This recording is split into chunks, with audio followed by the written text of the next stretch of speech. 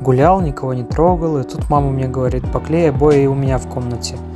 Но я, недолго думая, пришел, содрал все обои, потом выкинул их, потом пришлось намочить стену, чтобы отодрать всю бумагу, пройтись грунтовкой и начать клеить обои.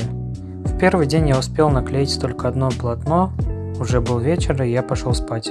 Я не знаю, чем руководствовались родители, но они выбрали именно эти обои. У нас и так на улице все зеленеет и цветет, а еще вот такое. Но на следующий день я уже все закончил.